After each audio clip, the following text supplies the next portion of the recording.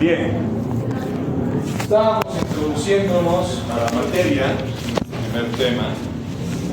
Esto ya habíamos visto.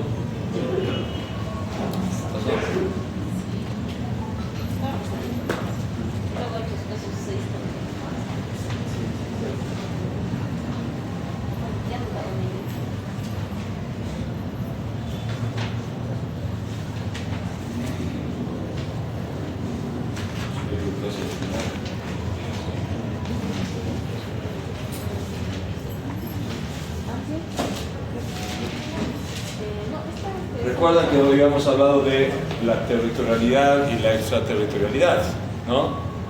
Y también habíamos visto que las normas tienen un alcance personal y un ámbito material, ¿no? Creo que aquí nos habíamos quedado, básicamente. Entonces, cuando hablábamos de que las normas tienen un alcance territorial, es porque se aplican en un territorio determinado, ¿no es cierto? Y cuando hablamos de un alcance extraterritorial, es porque en algunos casos una norma puede aplicarse en otro territorio, es decir, en otro país. Este último es un caso particular del derecho internacional privado. La norma de un país se aplica en otro país por parte de las autoridades de ese otro país. Ese tipo de casos los conoce el derecho internacional privado. ¿Ya? Bien. Y para eso es importante también el alcance personal y material, ¿no? Como dice acá, el alcance personal de la norma significa que la norma sujeta a determinadas personas a una jurisdicción. Una forma clásica de ese vínculo es la nacionalidad, como habíamos visto, ¿no? La nacionalidad nos sigue a donde vayamos. La salida del territorio no siempre rompe ese lazo. A veces el derecho estatal sigue a la persona y restringe la aplicación de la norma local al extranjero.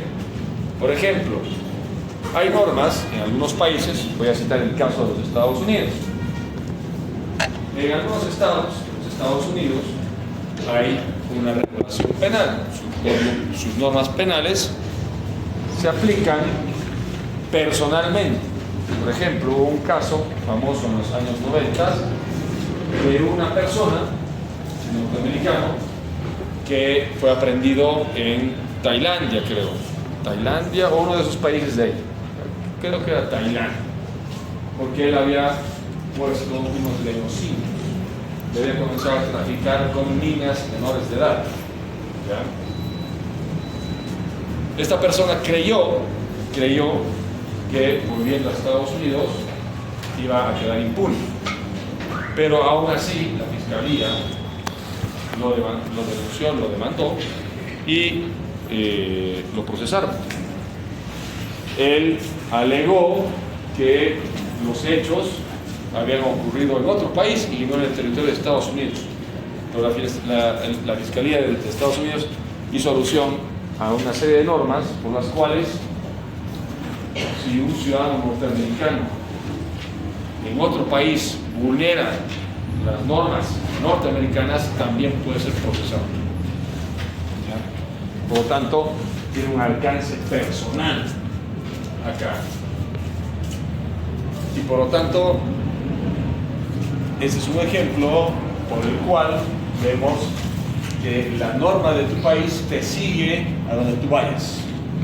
Así cometas actos en otro país y tú crees que vas a estar libre, pues la normativa de tu país puede indicar que así sean delitos cometidos en otros países, igual vas a ser procesado, juzgado y condenado por las leyes de tu país. No hay algo así en la normativa penal boliviana, que yo sepa, ¿no? ¿O saben ustedes? No hay, ¿no? Pero bueno, pudiese haber. El alcance material o competencial depende de la institución que creó la norma y de la materia que está habilitada para regular. Claro, depende de la institución que creó la norma. Si la institución indica que va a tener un alcance personal y por lo tanto va a regular la vida de sus ciudadanos, incluso en el exterior, Por ejemplo, de alguna manera podemos ver en materia electoral. Las personas que van al exterior y vienen las elecciones nacionales, por ejemplo, ¿pueden votar en el exterior? Sí. ¿Por qué? Porque una norma nacional les habilita a ejercer su derecho ciudadano en otro país. Si no hubiese esa norma, no pudieran votar, ¿no es cierto? Entonces el alcance es personal de la ley electoral en ese sentido.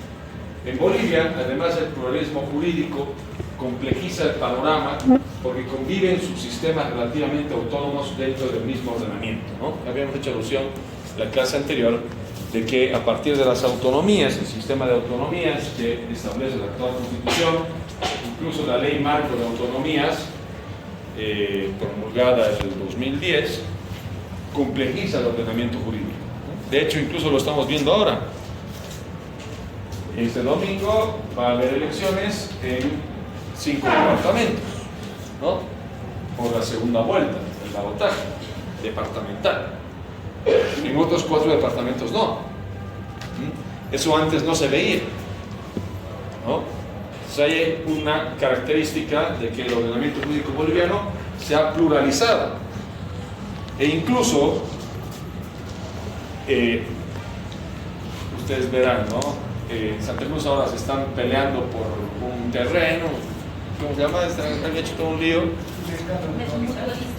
El mutualista y qué sé yo. Y hay normativas municipales, incluso departamentales que están utilizando en ese caso, ¿no? Y no necesariamente normativas nacionales. Entonces ahí ves incluso también cómo a través de las autonomías un orden jurídico se va complejizando, ¿no? Se vuelve plural. De hecho, vemos incluso también en materia electoral ahora como el candidato a La Paz, la gobernación por La Paz, Yaguasi, ha perdido una acción de amparo, ¿cierto? Pese a que es una acción constitucional, es solamente para La Paz, no es solamente para, no es para todo el país, ¿no es cierto? Solo para ese candidato. Entonces tenemos un sistema jurídico complejo en Bolivia, ¿no? Así como a nivel mundial podría decirse reina un pluralismo jurídico. Todos los países tienen su propio ordenamiento jurídico. Pero ¿qué pasa cuando las personas sobrepasamos las fronteras de un país y vamos a vivir a otro país, o tenemos relaciones comerciales con personas de otro país, firmamos contratos internacionales de compraventa de mercancías, ¿no es cierto? O incluso contratos electrónicos, ¿no? Eso lo vamos a ver que hace fin de año. Cuando veamos ya la parte especial de esta materia, vamos a ir viendo ya este tipo de contratos. Eso es lo que vamos a hacer. Bueno. En el texto está explicado esto.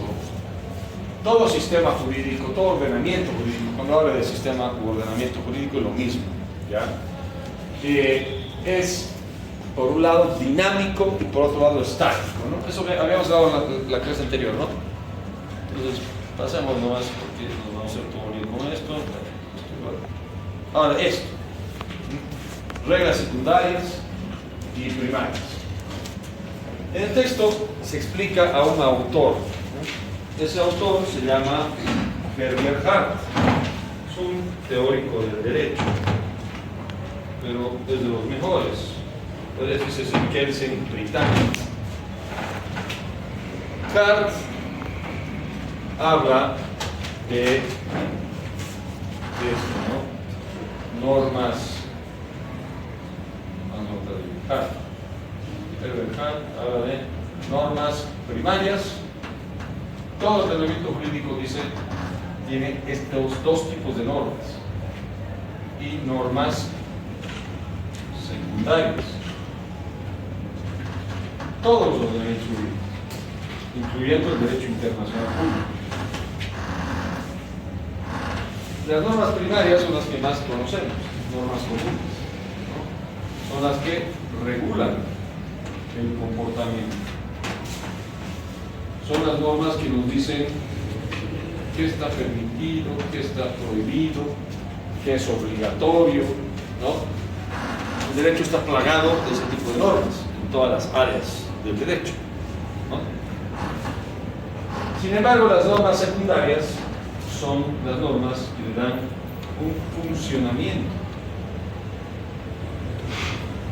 al sistema, al ordenamiento jurídico. Y ahorita en el texto va a haber tres tipos de normas secundarias, ¿no? Las normas de cambio, que son normas que permiten el cambio de normas, ¿no? Por ejemplo, las que establecen atribuciones para los órganos legislativos. Les dan la atribución de crear nuevas leyes, de abrogar, de derogar leyes, ¿no es cierto? Esas normas son, diría Hart, las reglas de cambio, son parte de las normas secundarias porque le dan funcionamiento al ordenamiento jurídico. Otro tipo de normas, las más importantes de las normas secundarias, dice Hart, son las normas, las reglas de reconocimiento, que son normas que le dan a otras normas validez jurídica.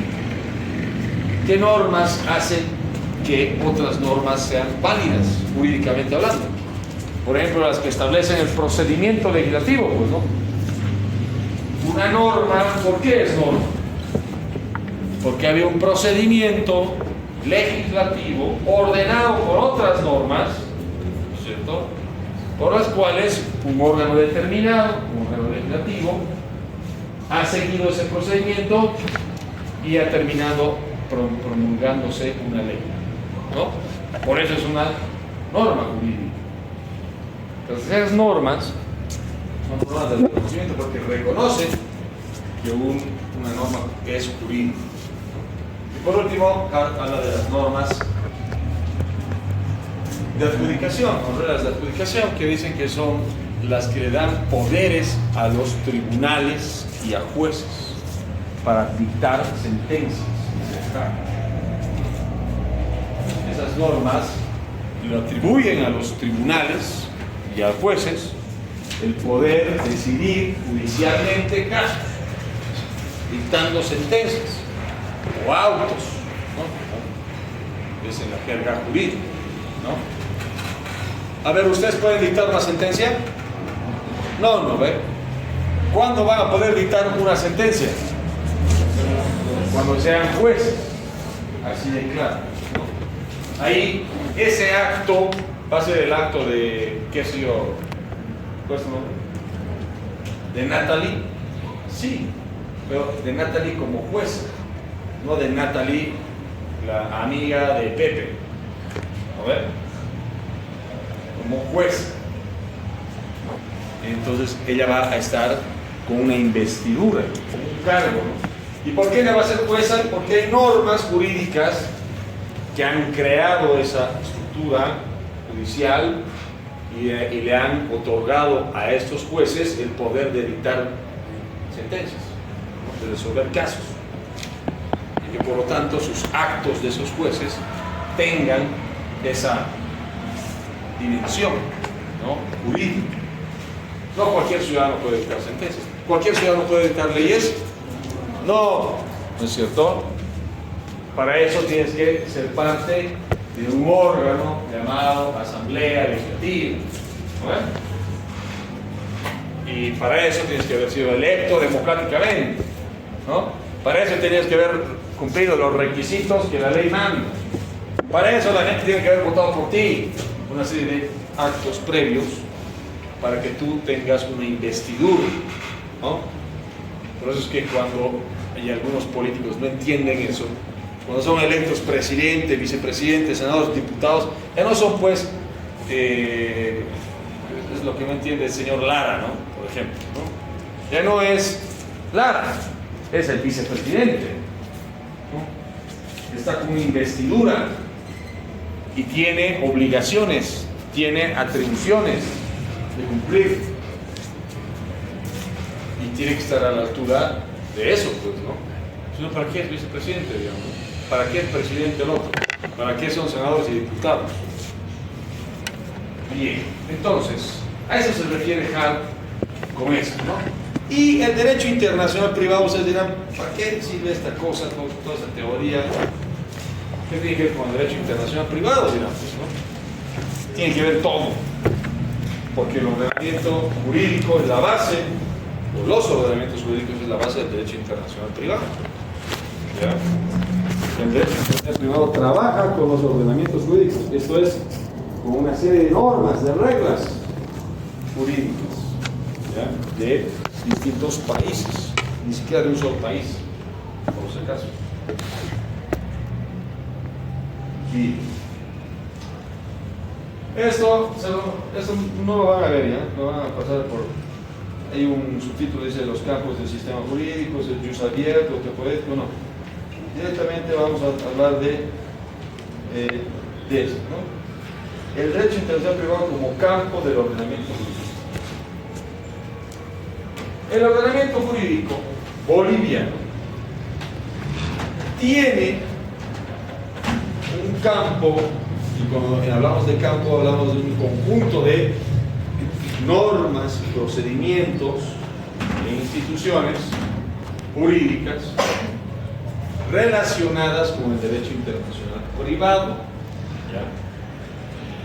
En algunos países el derecho internacional privado está sistematizado.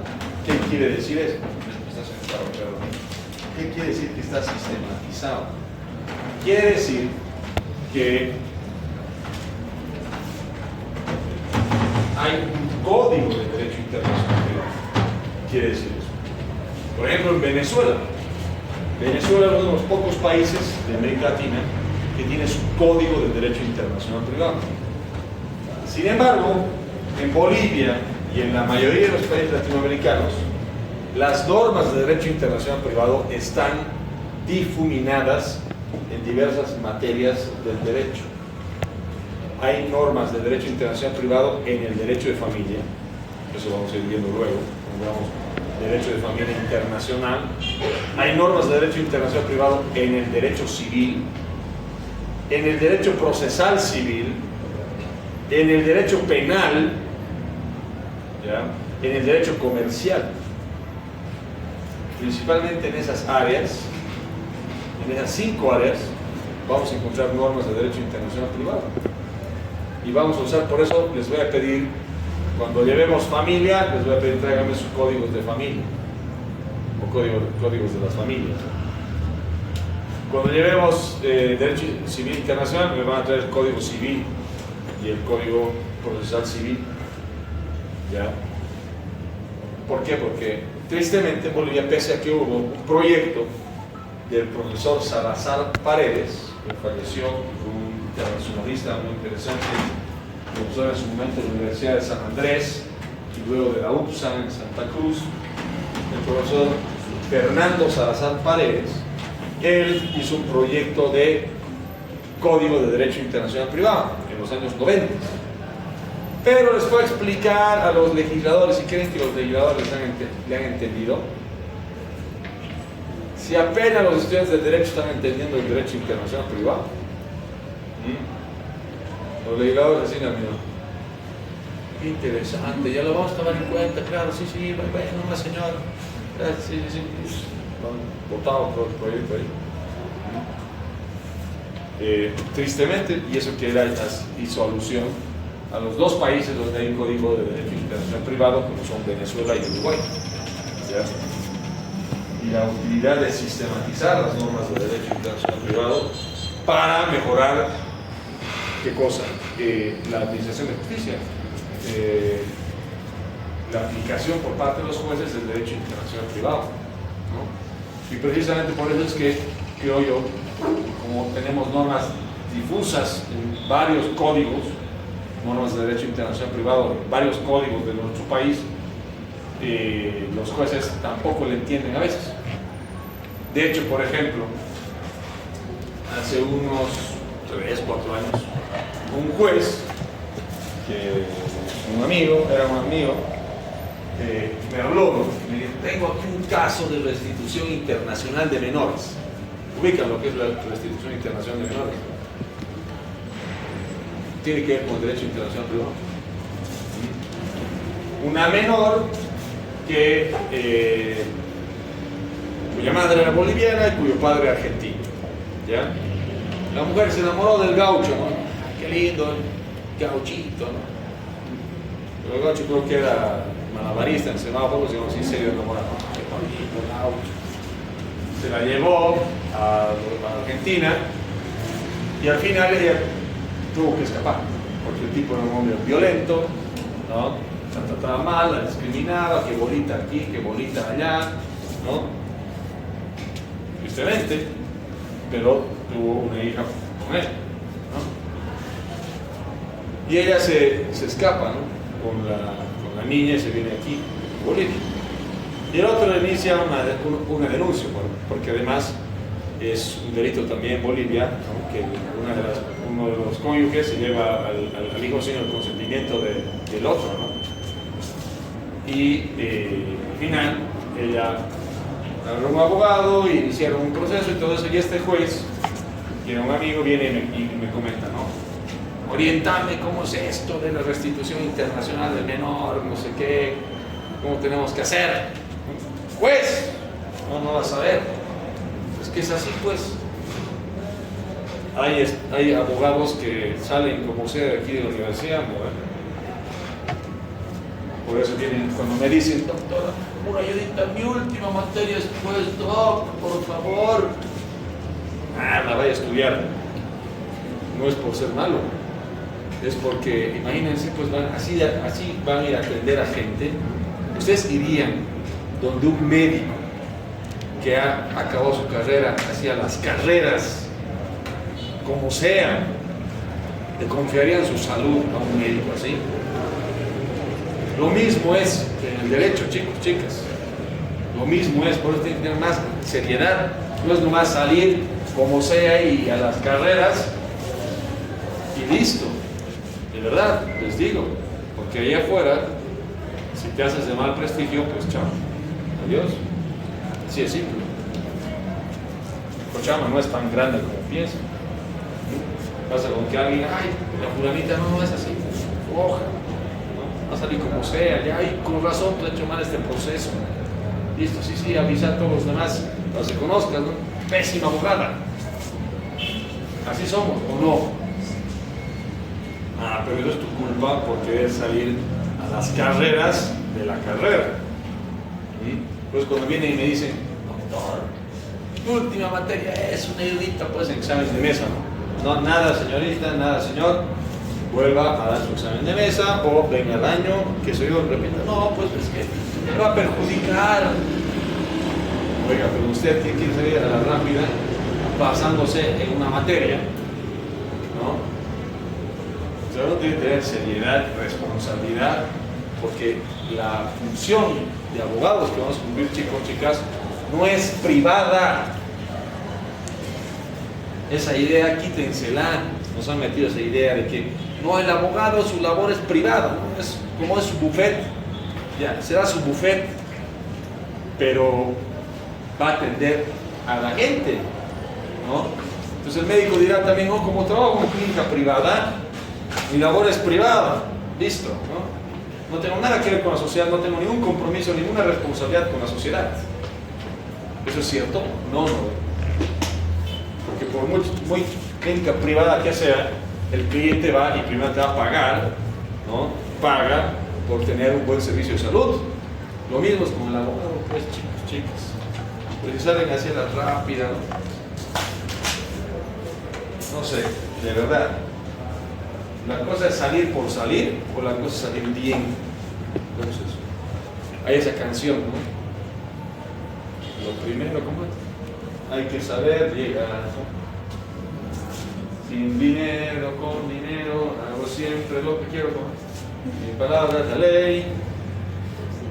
Pero en aparte, no importa cómo llegar, pero tiene que ver con esto, ¿no? No importa llegar primero, sino hay que saber llegar, algo así. Bueno, hay que saber llegar, ¿verdad? Hasta para el amor. Bueno. Esto voy a...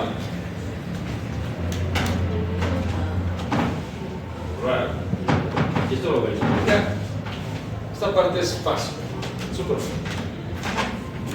El derecho internacional privado podría decirse, porque fíjense, hay autores que dicen que el derecho internacional, tanto público como privado, están dentro de alguna de estas tres áreas o campos. Por ejemplo, el derecho internacional está en el público, en el campo internacional, donde hay una igualdad soberana jurídicamente hablando de los estados. Los estados suscriben tratados, ¿no? Y cooperan entre ellos, ¿no? Tienen relaciones diplomáticas y todo eso. Pero al mismo tiempo, en el orden internacional se ha creado otro campo, el campo supranacional, donde se han creado instituciones internacionales, supranacionales en algunos casos, que están por encima de los estados, ¿no? Por ejemplo, en Europa, la Unión Europea. La Unión Europea podría decirse casi que es un superestado. Tiene su propio Parlamento Europeo, sus tribunales de justicia, ¿no? El Tribunal de Estrasburgo, ¿no? Casi tiene la misma organización de un estado y por lo tanto sería un superestado. Pero también hay instituciones como tribunales internacionales, ¿no? ¿O no hay? Está la Corte Internacional de Justicia, que resuelve conflictos entre estados. Están los tribunales internacionales en materia de derechos humanos. En América Latina, ¿cuál es ese tribunal? ¿Cómo se llama? La Corte Interamericana de Derechos Humanos. Muy bien, ¿cuál es su nombre? Josep. José. Josep. O Benjamín. Josep. Ajá. Josep. La Corte Interamericana de Derechos Humanos está dentro de este ámbito supranacional. El Estado boliviano ha perdido hasta el momento como 10, 12 casos ante la Corte Interamericana de Derechos Humanos, ¿no? En materia multinacional, ¿no? Hay otro campo que podría llamarse multinacional, que tiene que ver con las empresas multinacionales. ¿Cuáles son las empresas multinacionales? Por ejemplo, la máxima empresa multinacional, la más famosa, ¿cuál es? La Coca-Cola, ¿no es cierto? La Coca-Cola está en un solo país. No, está en todos los países, ¿no? Hasta los países más pobres vas a ver una Coca-Cola, ¿no? En el África, ahí, una Coca-Cola. ¿Eso qué quiere decir? Quiere decir que la actividad industrial, privada, empresarial, se ha convertido en una actividad multinacional, ¿sí? Que va más allá de una nación. Incluso hay muchas empresas que son el resultado de una alianza de capitales económicos y financieros que provienen de distintos países. Esas son las empresas multinacionales. Y tenemos de distintos rubros, ¿no? En hidrocarburos, hay empresas multinacionales, ¿no? En materia de energía, en materia de alimentos, ¿no? Burger King, ¿qué es pues? Una multinacional. McDonald's, ¿no? Una multinacional. Y el campo transnacional sería el propio del derecho internacional privado, ¿ya? Es en el cual el derecho internacional privado se mueve. ¿Por qué transnacional? No es de como se llaman personas trans, ¿no? Es transnacional. Bueno, tiene que ver algo con eso, tiene una lógica de eso, lo de trans, pero en este caso es porque las normas de un país traspasan la frontera de su país y llegan a ser aplicadas en otro país. Por eso es transnacional, porque rebasa la frontera de un país, hay normas que se aplican en otro país. ¿Okay? Esa es la lógica del derecho internacional privado. ¿Se entiende? ¿Se entiende o no se entiende? Si no se entiende, mejor dígame, así repetimos. Entonces, el derecho internacional privado está en este campo de lo transnacional. ¿Ya? No se olvide. Eso es ahí. Bueno, hay que explicar un poco como lo internacional, que diría con el derecho internacional público, lo supranacional, ¿no?, que acabamos de explicar, que tiene que ver con instituciones supranacionales que están por encima de los estados, y lo multinacional, que tiene que ver con las empresas, ¿no?, multinacionales, y lo transnacional, ¿no?, que tiene que ver con el derecho internacional privado, ¿no? Dice, normalmente un caso transnacional presupone la existencia de un elemento multinacional también. Están, digamos, lo multinacional y lo transnacional están ahí. Vamos a ver, por ejemplo, hay un tema de inversiones extranjeras, ¿no? ¿Y qué hacen pues las empresas multinacionales? Supuestamente inversiones, ¿no? Invierten en un país. Ahora, invierten para perder o para ganar. Para ganar, pues, ¿no? ¿Quién quiere perder? No, para qué hace esta empresa, ¿no? Entonces, y muchas veces esas transnacionales suscriben contratos con estados. Con estados. Y muchas veces los estados, cuando cambian de gobierno, les nacionalizan esos contratos o privatizaciones a esas empresas. Y esas empresas se van a unos señores que se llaman árbitros internacionales y demandan al Estado cuando el Estado no les paga una indemnización por esa nacionalización. ¿Ok? Eso vamos a ver cuando lleguemos a inversiones extranjeras. Vamos a ver el CIAD, que es el Centro Internacional de Arreglo de Diferencias Internacionales relativas a inversiones, que es un tribunal arbitral del Banco Mundial, donde Bolivia ha litigado y Bolivia ha perdido todos sus casos. De hecho, hay quienes dicen, no, es que estos tribunales siempre van a estar a favor de las empresas. Pero es que el problema es este, ¿no? Si tu contrato dice que tienes que pagar una indemnización cuando nacionalices a esa empresa y no lo haces, ¿cierto?, pues la empresa te va a querer demandar. Ahora, la empresa no te va a demandar en los tribunales de tu país porque sabe que tú puedes influir en las decisiones de los jueces. Por eso es que han creado esos tribunales arbitrales a nivel internacional, ¿ya? Ahora, claro, ¿no?, de que suena medio injusto que siempre las empresas ganen. No en todos los casos, incluso vamos a indagar en un caso, que luego les voy a decir cuál es, donde un Estado ha ganado. Hay habido casos donde los Estados han ganado, pero este es un caso específico del Uruguay contra una tabacalera a nivel mundial que es la Philip Morris, una empresa tabacalera que produce tabacos. La mayor parte de las marcas del mundo, esta empresa es la máxima tabacalera global, se llama Philip Morris, ¿ya? Pero esta tabacalera, pues, tristemente lucra con la salud de la gente, ¿no? Porque ya sabes, si fumas mucho, bueno, yo fumo alguna vez, ¿no? Pero hay gente que fuma, aquí el señor decano nomás fuma desesperado, sale de las sesiones del consejo a fumar, desesperado, mucho aguante, porque hay otros docentes igual que los admiro como fuman, como chimenea, pero se me daría la garganta después de fumar tanto a mí. La verdad que no podría, pero bueno. Pero eso sí, alguna vez fumo. Madre me invita un poquito, dice. Bueno. ¿Quién tiene hora? ¿Qué hora tiene? Ya. Después hasta las 9 pasaremos, ¿está bien? Ya. Hábitos del campo, sujetos, derechos. Dice, en el campo del derecho internacional privado intervienen sujetos de derecho privado. Eso sí. Solo derecho privado, sujetos de derecho privado. Personas, empresas.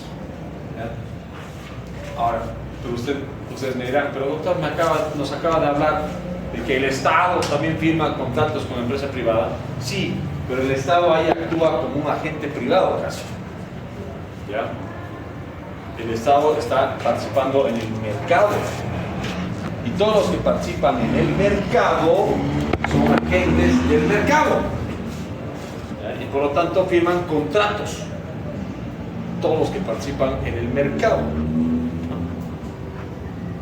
Entonces el mercado internacional es parte también del derecho internacional privado, el comercio internacional. Un país, por ejemplo, puede hacer regulaciones sobre importaciones, claro, obviamente. Y esas son normas públicas, claro que sí. Pero quienes van a interactuar son agentes privados. Son agentes privados. Y dice, sujetos de derecho privado con capitales económicos, sociales o culturales y con intereses concretos que desean proteger.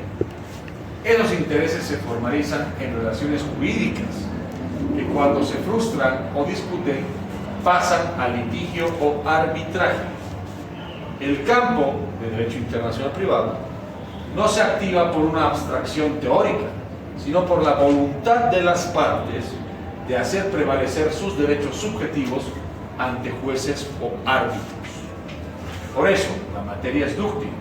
Cada caso pone en juego autonomía de la voluntad, elección de foro, es decir, la elección del tribunal, la competencia judicial y el alcance del derecho extranjero.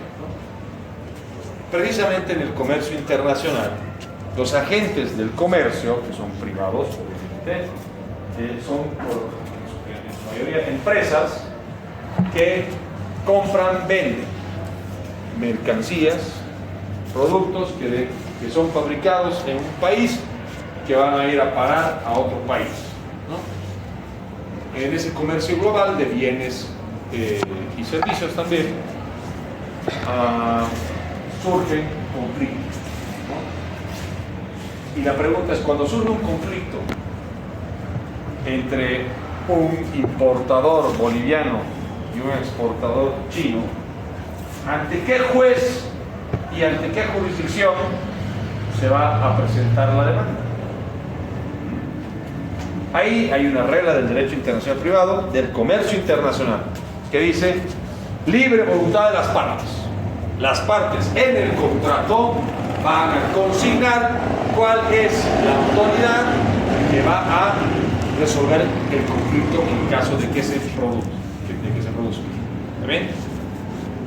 Si dicen, por lo general, en el comercio internacional designan a árbitros, a tribunales arbitrales. De ahí que las cámaras de comercio de cada país tengan un tribunal arbitral. ¿Ya? Entonces pueden decidir, no, va a ser la Cámara de Comercio China, de Beijing, ¿listo? O la Cámara de Comercio de Cochabamba. Las partes eligen cuál va a ser la jurisdicción y el tribunal que va a resolver el caso. ¿Entienden? Y eso lo vamos a ir viendo ya cuando lleguemos a Derecho Comercial Internacional. ¿Ya? Luego dice, por eso la materia, esto ya lo hemos leído, la elección del foro, es eso, la elección de qué tribunal va a resolver el caso. Tipología de casos en la materia, ¿no? Sí, hay varios tipos de casos en esta materia que vamos a ir viendo. Unos que tienen que ver con el derecho civil internacional propiamente dicho, con la validez del matrimonio, por ejemplo, o con el derecho comercial internacional, con la validez de los contratos o la ejecución de los contratos comerciales. Otros casos que tienen que ver con familia, ¿no? El tema de menores, cuando se producen conflictos como el que les he explicado hace un rato, ¿no? Esta menor y su madre que tuvieron que huir de Argentina. Casos así también son parte del derecho internacional privado, pero dice los casos propiamente nacionales, ¿no? Aquí vamos a diferenciar con los casos que son únicamente nacionales, que son los que ustedes han visto en todas las materias que hasta ahorita han estudiado, ¿ya? Son casos eminentemente nacionales, porque solo se aplica la ley boliviana. En cambio, en los casos de derecho internacional privado, el juez tiene que resolver lo que habíamos notado en la clase anterior, un conflicto de leyes. El juez tiene que resolver si la ley aplicable para el caso que conoce es la ley de su país o la ley del otro país. Por eso es que el derecho internacional privado es más complicado que las otras materias. Pero yo les voy a explicar en fácil, ¿ya? Así que no se preocupen, por eso tienen que venir a las clases, porque el texto está un poco más difícil. Creo que a algunos de mis colegas se les dio por hacerse los capos, poner cosas complicadas. A mí no me gusta eso porque yo prefiero que sean las cosas más comprensibles, ¿no? Está bien para debatir entre profesores, expertos, no para estudiantes, claro. Pero ya está ahí el texto, ni modo. Como dice, ¿no? Los casos propiamente nacionales concentran todos sus elementos en un único ordenamiento jurídico. Por ejemplo, dos bolivianos que se casan en Bolivia, listo. Dos bolivianos que se casan en Bolivia, ¿listo? La ley aplicable, ¿cuál es? La ley del Código de las Familias, listo, ya está. Ya está. ¿Ante qué? Ante el registro civil, listo. La autoridad es nacional, ya está. Muy bien, pero podemos ver luego cómo ahora se puede volver un caso de derecho internacional privado. Dice, los casos semi-multinacionales tienen un elemento desplazado a otro ordenamiento, como dos bolivianos que desean divorciarse en Argentina por razón de domicilio. O por ejemplo, un boliviano que se casa con una argentina en Argentina, ¿ya? Allá los elementos, uno de los elementos ya no es argentino, es boliviano, una persona. O como dice, dos bolivianos que se divorcian en Argentina e imaginen que tienen bienes, un bien en Argentina y otro bien en Bolivia. ¿Me entienden? El juez que está conociendo el caso del divorcio en Argentina va a decir, ah, bueno, pero estos señores son de nacionalidad boliviana. Para el juez argentino, ahí hay un elemento extranjero. Ahí hay un elemento extranjero. Que las partes sean de otra nacionalidad. Y hay una propiedad que está en otro país. Un inmueble que está en otro país. Otro elemento extranjero para el juez argentino. ¿Me entienden? Entonces, ahí hay dos elementos que no están sometidos a la jurisdicción y a las leyes argentinas. Están sometidas a la ley de otro país. Y ante esa situación, ¿qué tiene que hacer el juez argentino? Tiene que resolver el conflicto de leyes, que vamos a ver luego. Ya eso principalmente con el otro tema, con el siguiente tema. Vamos a comenzar a ver eso. Pero para que se vayan ubicando los casos de derecho internacional privado, quiero que se vayan a su casita, y esto voy a decir lo último, para que lo entiendan. Los casos de derecho internacional privado tienen elementos que están sometidos a otro ordenamiento jurídico.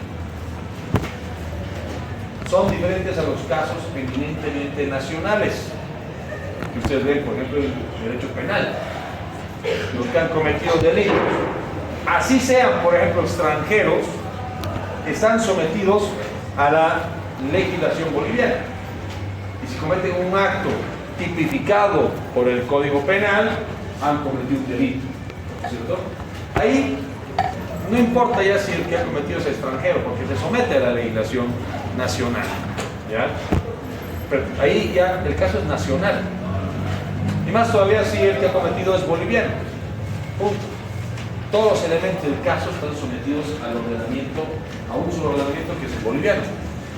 Pero los ejemplos que puse, el de que dos bolivianos se divorcian en Argentina y tienen un inmueble en Bolivia, para el juez argentino, no todos los elementos están sometidos a la ley argentina. Hay elementos que son de otro ordenamiento jurídico, como el boliviano, el inmueble que está aquí y la nacionalidad de los bolivianos. Entonces, un caso de derecho internacional privado es tal porque tiene por lo menos un elemento extranjero. Un elemento extranjero. ¿Ok? Bien, hasta aquí. ¿Se entiende? ¿Alguna pregunta? ¿Alguna duda? ¿Nos vamos a descansar? Bien. Váyanse pues, ojo, ¿no? El lunes es el último día que no vamos a estar. Ya después se regulariza todo. Nos vemos directamente el día jueves. Vamos a terminar este tema el día jueves. Y el subsiguiente lunes vamos a hacer práctica en la clase. Están avisados, la práctica solo se hace en clase. No me entregan aparte más nada, ¿no? Solo en la clase. ¿Ya? Bueno, váyanse a descansar.